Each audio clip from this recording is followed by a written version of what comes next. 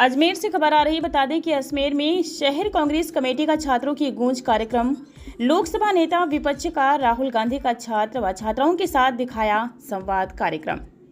राहुल गांधी ने नीट परीक्षा, paper leak सहित कई छात्र हितों के मुद्दे पर छात्र और छात्राओं से किया संवाद कार्यक्रम के बाद कांग्रेस नेताओं ने प्रेस कॉन्फ्रेंस कर कहा, केंद्र सरकार की शिक्षा नीति से हो रहा देश के विद्यार्थियों का भविष्य हो रहा बर्बाद। बदलाव हो शिक्षा नीति में। जब तक केंद्रीय शिक्षा मंत्री नहीं देंगे इस्तीफा, कांग्रेस उठाएगी मुद्दे। छात्र छात्राओं के हितों के मुद्दों पर कांग्रेस करेगी फोकस। राहुल गांधी के मुद्दों को लेकर कांग्रेस यूनिवर्सिटी, कॉलेजों और स्कूलों में छात्र व छात्राओं और आमजन से करेगी संवाद।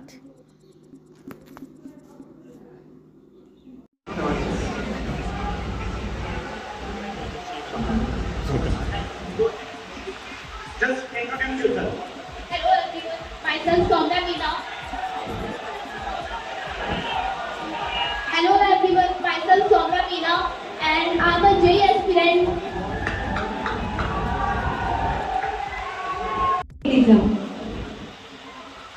Hello, my name is Ishan Alam.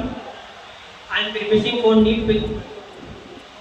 Hello, my name is Himanshu Dangi और मैं भी आपके जैसे एक नीट एस्पिरेंट हूँ। Hello, my name is Anjali and I'm a UPSC. आह्वान पे और राहुल जी के आह्वान पे आज हमने एक मीटिंग रखी थी, जिसमें हमने राहुल जी का जो वीडियो कोटा में था वो बताया था और हमने ये बताया था कि किस तरह से राहुल जी कंसर्न है कि छात्रों का भविष्य अच्छा हो, उज्जवल हो। ये बीजेपी सरकार बिल्कुल नहीं चाहती है कि छात्रों का भविष्य उज्जवल हो, अच्छा हो।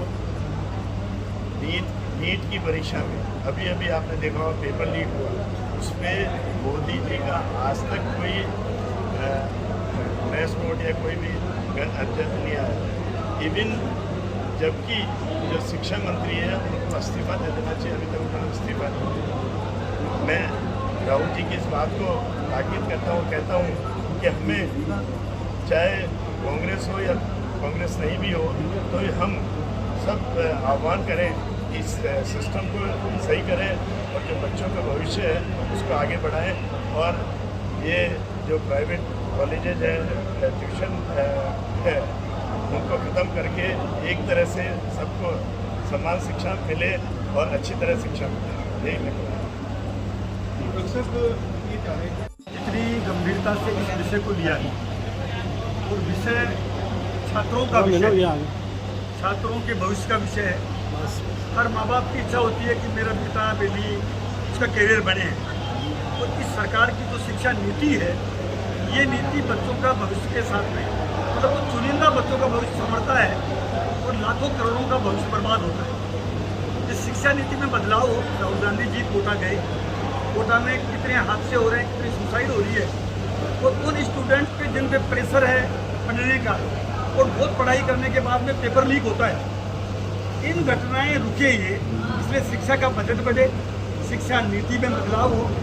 और सीधी एक बात है, धर्मेंद्र प्रधान जो शिक्षा मंत्री हैं, उनको जिम्मेदारी लेनी चाहिए कि भाई मेरी शिक्षा मंत्री रहते हुए पेपर लीक हुआ है, जिम्मेदारी लेवे और वो इस्तीफा दे देवे।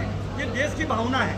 आज हम इसी बात को लेकर मीटिंग की है, प्रेजेंटेशन देखा है, और जैसा डॉक्टर राजकुमार जयपाल साहब जो शहर कांग्रेस कमेटी के अध्यक्ष हैं, ये जो टीम बना के जो हम सबको जो काम देंगे, उस काम को हम कॉलेज, यूनिवर्सिटी, स्कूल, जहाँ भी काम हमें अलॉट करेंगे, हम जाएंगे और राहुल जी की बात, राहुल जी की भावना जन जन तक पहुँचाएंगे। जी क्या मानते हैं कि शिक्षा माफिया बढ़ रहा है? बिल्कुल हो रहा है, तो रुकना चाहिए। शिक्षा का बजट जो है, पहली सरकार है कि सरकार जब नेक्स्ट आती है तो बजट बढ़ता है। यूपीए की सरकार के टाइम में 2.4% घट गया, 4.7 से 2.4% शिक्षा का बजट हो गया। ऐसा कभी नहीं हुआ है। इसका मतलब यह है कि पूरी तरह से ये सरकार निजीकरण पे जोर दे रखी है, एक तरफा, तो वो रुकना चाहिए। की बात करें, लेकिन बच्चे मर रहे हैं। शिक्षा मंत्री कितने गैर जिम्मेदार शिक्षा मंत्री है, वो अपने डिपार्टमेंट की बात तो करते हैं कम और दूसरों पर आरोप प्रत्यारोप उल्टी बातें करते हैं, उल्टी बातें करते हैं। इतना गंभीर विषय शिक्षा का, शिक्षा मंत्री जी को मैं तो आपके माध्यम से कहूँगा दोनों को ही, भारत सरकार को भी, उनको इतना पुनीत काम मिला हुआ है, इस काम को अच्छे से करेंगे तो छात्रों की दुआएं मिलेंगी, और नहीं बददुआएं तो उनको मिली नहीं।